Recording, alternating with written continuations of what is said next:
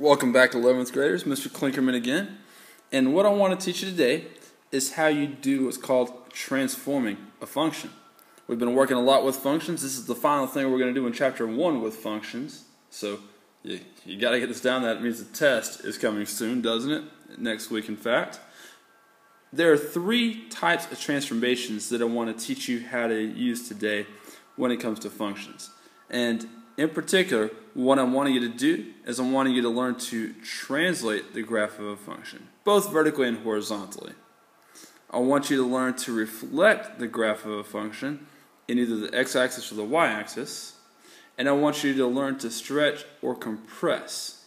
Make wider, make more narrow, make taller, make shorter, if you want to think of it that way. I want you to learn to stretch or compress the graph of a function.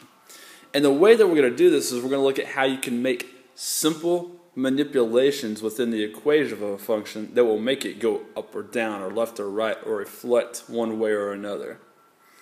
In this video, we're going to focus on translations, and I want to go ahead and start talking about vertical translations in particular. A little background about what we're trying to do here. Let's suppose that I had a function y equals 4 cosine x.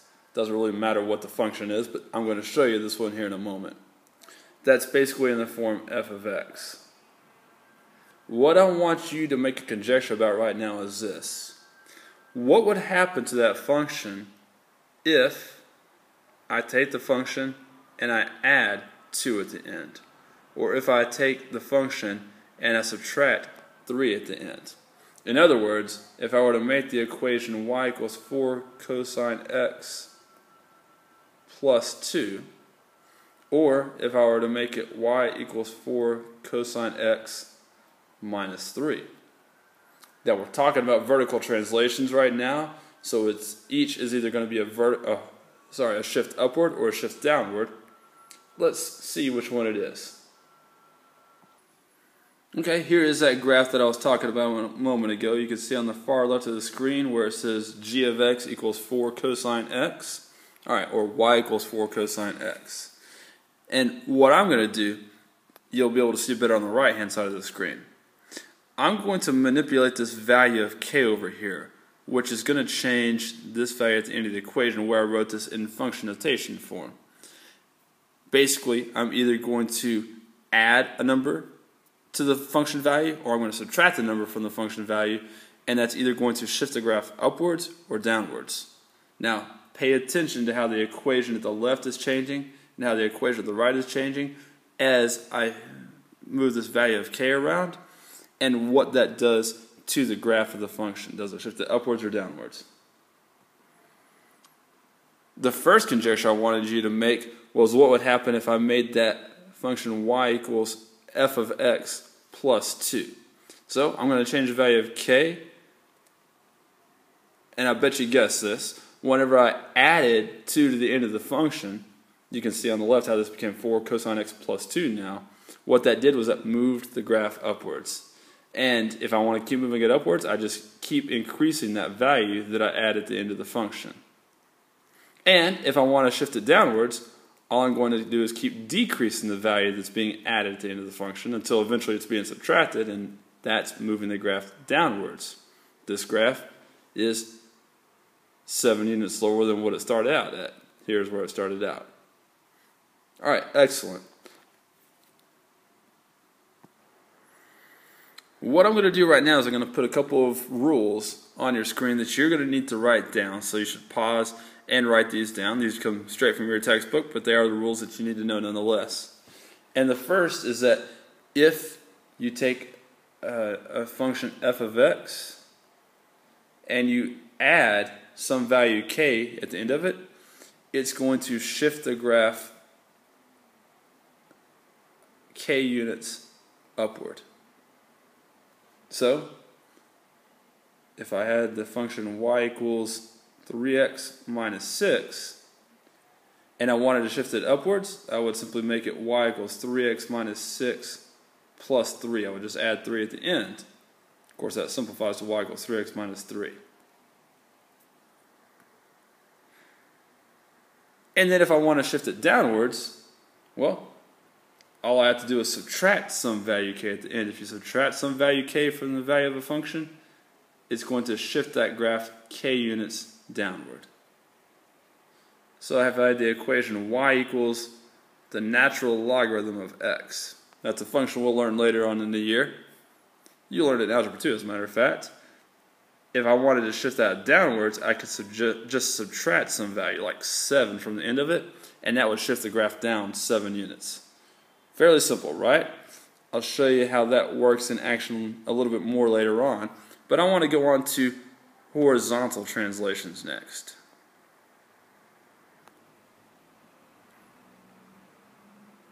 And with horizontal translations, we're still going to be using addition or subtraction to shift a function around. But what's going to happen is instead of adding or subtracting something from the output value of a function, we're going to add or subtract it from what we inputted the function. So if I had a function y equals f of x, what we're going to look at is what happens if we make that f of x plus 5, let's say, or if we make it f of x minus 3. Now, in particular, I'm going to show you the function y equals e to the x power. And so if I made it f of x plus 5, that would be the same thing as if I had y equals e to the x plus 5 power. And if I had f of x minus 3, that would be the same thing as if I had y equals e to the x minus 3 power. Alright, now you made the conjecture. Is adding 5 to the input going to move it 5 units to the right or 5 units to the left? And is subtracting 3 from the input going to move it 3 units to the right or 3 units to the left? Let's watch. Alright, here is the graph of y equals e to the x, and you can see the actual equation that I'm changing there on the left here in a little while. And it's going to look exactly like I told you to when we find f of x plus 5 and f of x minus 3. And on the right, well, I'm just showing that I'm increasing the input value this time by a certain value, which we're going to call k within class because that's what the textbook calls it. But for the sake of the program that I made in order to show you this, I'm calling that value c instead of k. Alright, watch what happens as I increase the input value and as I decrease the input value.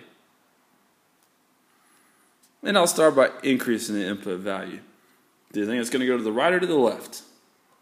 Well, it turns out as you increase the input value for a function, it actually shifts the graph to the right by however much you added to the input value. I've just shifted it 9 units to the right. And as you decrease whatever is being added to the input value, or as you end up subtracting a number from the input value, it actually shifts it to the right. The horizontal translation works the opposite of what you might think. If you add to the input value, it goes left. If you subtract, it goes right.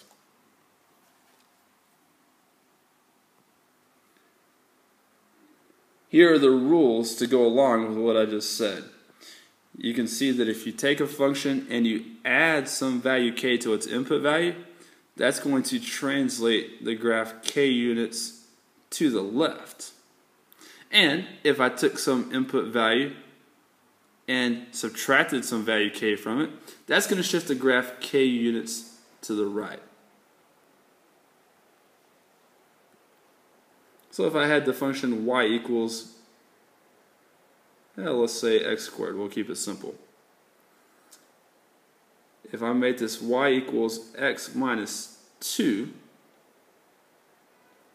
okay, if I decrease 2 from what's being squared, that's going to shift the graph to the right 2 units.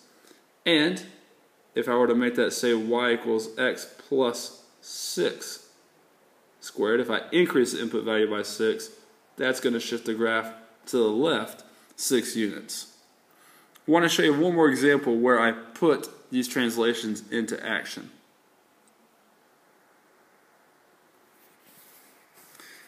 This is example 14 from this section in your book. And what it says is to use the given graph of the function f of x here to sketch the graphs of several things. What I'm going to do in particular is I'm going to sketch the graph first of f of x plus 1. And according to what we just learned, what ought to happen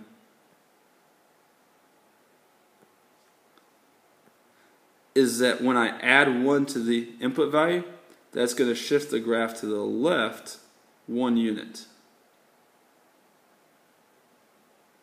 And so the way I take a graph and I shift it to the left 1 unit is I simply take all the important points, like this one right here that you see, and I move them over to the left. So I shifted from 0, 0 to negative 1, 0. I'm going to shift from 2, 2 to 1, 2. All right, there's the first part of the graph shifted to the left. I'm going to shift from 4, 2 over to 3, 2. All right, I'm going to shift from 6, 4 over to 5, 4. Just shifted every point on the graph 1 unit to the right. Let's to the left, excuse me. And then if I take a function and I subtract 2 from the output value, in other words, if I identify what the value of f of x is and then subtract 2 from it, well, according to what we just learned then, that's going to shift the graph 2 units downward. All right, that would shift it down 2 units. And so in order to show that on the graph, I'm simply going to shift all those important points like I did a moment ago down 2 units. And let me highlight those important points. This one, that's this one, that's this one, that's this one, that's this one. Alright, so shift it down 2 units. A little off the screen there. Down 2 units. There's the first part of the graph. Down 2 units. And down 2 units. There you go. That's what the graph of f of x minus 2 is going to look like. That is how you translate a function vertically and horizontally. We're going to practice more with that in class tomorrow. You're about to watch one more video that's going to show you how you do reflections of functions. Hope this has helped. I will see you next time.